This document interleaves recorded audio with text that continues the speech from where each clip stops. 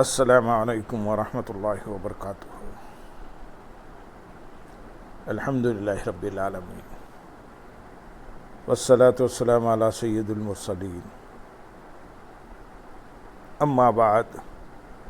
فاعوذ باللہ من الشیطان الرجیم، بسم اللہ الرحمن الرحیم۔ برادران عزیز و معزز خواتین، آج کی اس نشست میں سورۃ النحل کی آیت نمبر 51 سے آیت نمبر 55 تک تمام آیات کا ترجمہ و تفسیر پیش کرنے کی سعادت حاصل کی جائے گی۔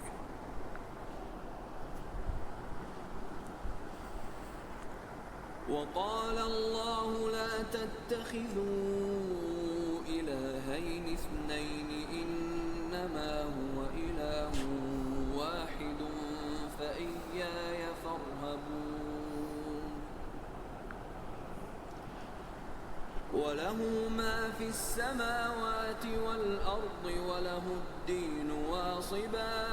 أفغير الله تتقون وما بكم من نعمة فمن الله ثم إذا مسكم الضر فإليه تجأرون ثم إذا كشف الضر عنكم إذا فريق منكم بربهم يشركون ليكفروا بما آتيناهم فتمتعوا فسوف تعلمون۔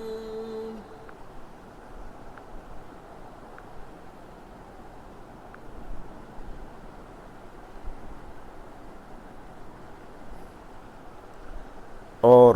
اللہ نے فرما دیا، دو معبود نہ ٹھہراؤ، وہ تو ایک ہی معبود ہے، تو مجھ ہی سے ڈرو۔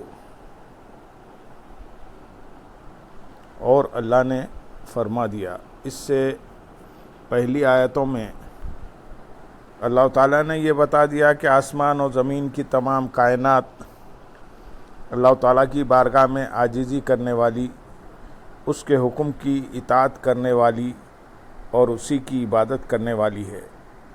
اور سب اس کی ملکیت میں اور اسی کی قدرت و تصرف کے تحت ہیں۔ جبکہ اس آیت میں اللہ تعالیٰ نے شرک سے اور دو خدا ٹھہرانے سے ممانعت فرمائی ہے۔ آیت نمبر 56 میں ارشاد ہے، اور جو کچھ آسمانوں اور زمین میں ہے سب اسی کا ہے، اور فرما برداری کا حق ہمیشہ اسی کے لیے ہے، تو کیا تم اللہ کے سوا کسی اور سے ڈرو گے؟ اور جو کچھ آسمانوں اور زمین میں ہے سب اسی کا ہے، یعنی آسمانوں اور زمین میں موجود ہر چیز کا مالک اللہ تعالیٰ ہی ہے، ان میں سے کسی چیز میں بھی اس کا کوئی شریک نہیں۔ اسی نے انہیں پیدا کیا، وہی انہیں رزق دیتا ہے، اسی کے دست قدرت میں ان کی زندگی اور موت ہے، اور ہمیشہ کے لیے اطاعت و فرما برداری کا وہی مستحق ہے۔ تو اے لوگو، کیا تم اللہ عز و جل کے سوا کسی اور سے خوف کھاؤ گے اور اس بات سے ڈرو گے کہ اگر تم نے صرف اپنے رب تعالیٰ کی عبادت کی تو وہ تم سے اللہ تعالیٰ کی نعمتیں چھین نہ لے؟ یاد رہے کہ فرما برداری کا حق ہمیشہ اللہ تعالیٰ کے لیے ہے، اور اللہ تعالیٰ کے رسول صلی اللہ علیہ وسلم کی اطاعت کرنا، والدین کی اطاعت کرنا اور اولی الامر کی اطاعت کرنا بھی در حقیقت اللہ تعالیٰ ہی کی اطاعت ہے، کیونکہ اللہ تعالیٰ نے اس کا حکم دیا ہے۔ اس آیت سے معلوم ہوا کہ اللہ تعالیٰ کی اطاعت و فرما برداری کے سلسلے میں دنیا کی نعمتیں، سہولتیں اور آسائشیں چھن جانے کا خوف نہیں رکھنا چاہیے، بلکہ اس معاملے میں صرف اس رب تعالیٰ سے ڈرنا چاہیے جس کے دست قدرت میں سب نعمتیں ہیں، اور جو تمام نعمتوں کا حقیقی مالک ہے۔ اس میں ان لوگوں کے لیے بڑی نصیحت ہے جو مسلمان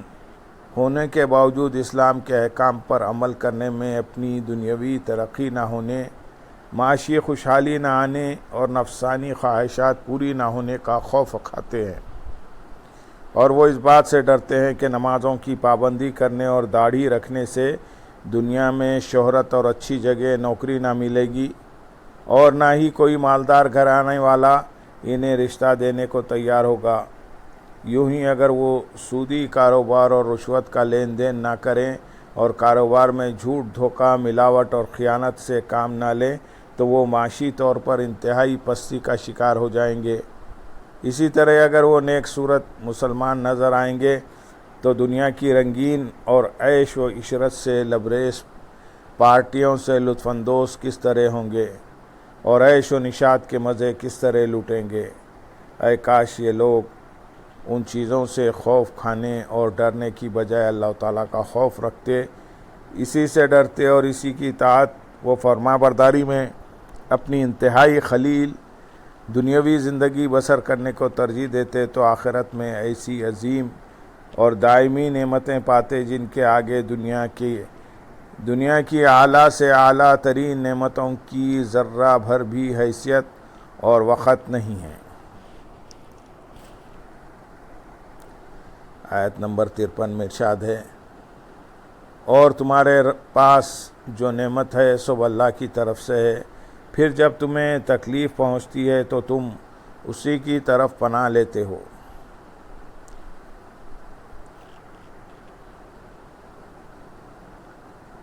اور تمہارے پاس جو نعمت ہے، اس سے پہلی آیت میں اللہ تعالیٰ نے ارشاد فرمایا کہ عقل مند پر لازم ہے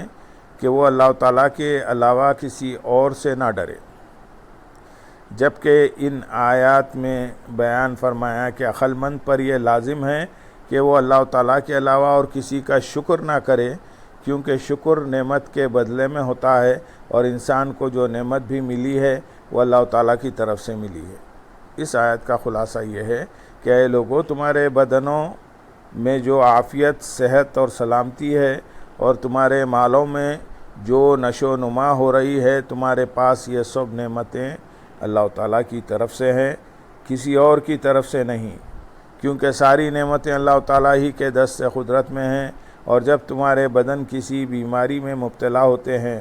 اور انہیں کوئی عارضہ لاحق ہوتا ہے اور تمہاری عیش و عشرت میں کمی واقع ہوتی ہے تو تم صرف اللہ تعالیٰ سے دعائیں کرتے ہو اور اسی سے مدد طلب کرتے ہو تاکہ وہ تم سے یہ مصیبت دور کر دے۔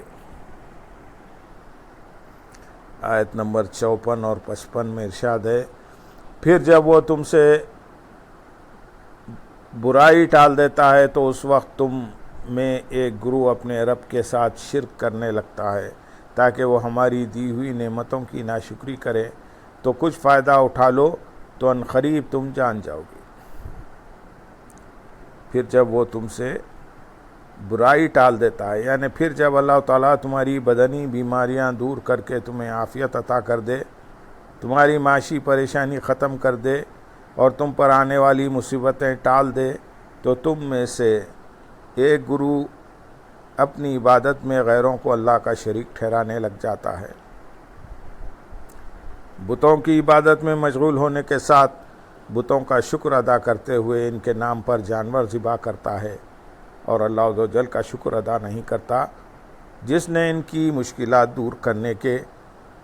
انہیں دور کر کے انہیں آسانیاں عطا کی۔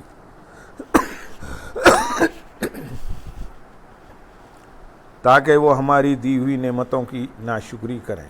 امام فخر الدین رازی رحمۃ اللہ علیہ فرماتے ہیں، اس آیت کا معنی یہ ہے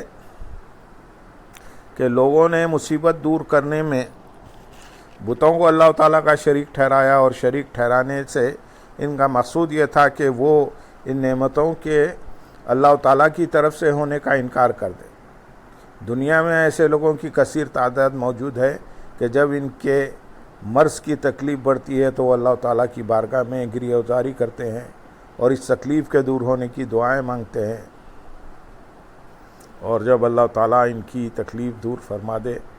تو وہ یوں کہنے لگتے ہیں کہ فلاں دوائی سے یہ فلاں یا فلاں ڈاکٹر کے علاج سے میری یہ تکلیف دور ہوئی۔ یوں ہی جب زلزلہ، طوفان، سیلاب وغیرہ کی مصیبت آتی ہے تو اس وقت بھی اللہ تعالیٰ کے حضور التجائیں کرتے ہیں، روتے اور گڑ گڑاتے ہیں، لیکن جب زلزلے، طوفان یا سیلاب وغیرہ کا سلسلہ ختم ہو جائے تو دوبارہ انہی کاموں میں مصروف ہو جاتے ہیں جن میں پہلے مصروف تھے۔ لوگوں کی اسی حالت کی وضاحت اللہ تعالیٰ نے ان آیات میں فرمائی ہے۔ اگرچہ طبیب یا دوا کی طرف شفا کی نسبت کرنا گناہ نہیں، لیکن صرف انہی پر بھروسہ رکھنا اور شفا و صحت کو اللہ تعالیٰ کی نعمت شمار کرنے اور اس پر شکر ادا کرنے کا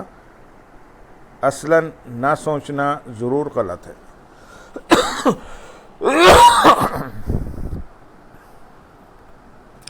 امام رازی رحمۃ اللہ علیہ کے کلام کو سامنے رکھتے ہوئے فی زمانہ بھی اگر لوگوں کے حالات کا جائزہ لیا جائے تو شاید لاکھوں میں ایک انسان بھی ایسا نظر نہ آئے جو بیماری، تکلیف اور پریشانی کی حالت میں اللہ تعالیٰ سے دعائیں نہ مانگتا ہو، دوسروں کو دعاؤں کے لیے نہ کہتا ہو اور اللہ تعالیٰ کے نیک بندوں سے اپنی مشکلات کے حل کے لیے دعائیں نہ کرواتا ہو، یوں ہی ایسی حالت میں اپنے گناہوں اور نافرمانیوں سے توبہ نہ کرتا ہو اور آئندہ کے لیے تمام گناہوں سے کنارہ کش ہونے کے ارادے نہ کرتا ہو، لیکن جب یہ مصائب و آلام ختم ہو جاتے ہیں تو اللہ تعالیٰ کا شکر اور اس کی اطاعت و فرما برداری کرنے کی بجائے اپنی گناہوں کی سابقہ سڑک پر پہلے سے بھی تیز دوڑنا شروع کر دیتے ہیں۔ اسی طرح ہمارے مشاہدے میں ہیں کہ بہت مرتبہ زلزلے، طوفان اور سیلاب کی وجہ سے لوگوں کا حال یہ ہوا کہ وہ بارگاہ الہی میں گریزاری کرتے ہوئے اپنی عافیت و سلامتی کی دعائیں مانگنے میں مصروف ہو گئے اور وقتی طور پر نماز، روزہ اور ذکر و درود میں مشغول ہو گئے، لیکن یہ آفات ختم ہو جانے کے بعد اب ان کا جو حال ہے وہ سب کے سامنے ہے۔ اس آیت تو فائدہ اٹھا لو۔ اس آیت میں ان لوگوں کے لیے وعید ہے جن کے اوصاف بیان کیے گئے ہیں۔ اللہ تعالیٰ ان سے ارشاد فرماتا ہے کہ تم اس دنیا کی زندگی میں اپنی مدت پوری ہونے تک فائدہ اٹھا لو، اور جب تم اپنی زندگی کا وقت پورا کر کے اپنے رب عز و جل سے ملو گے تو اس وقت اپنے کیے ہوئے اعمال کا وبال جان جاؤ گے اور اپنے برے کاموں کا انجام دیکھ لو گے۔ اس وقت تمہیں ندامت تو بہت ہوگی، لیکن وہ ندامت تمہیں کوئی فائدہ نہ دے گی۔ اللہم صلی علی سیدنا محمد وعلی آل سیدنا محمد وبارک وسلم وآخر دعوانا ان الحمد للہ رب العالمین۔ سبحان ربک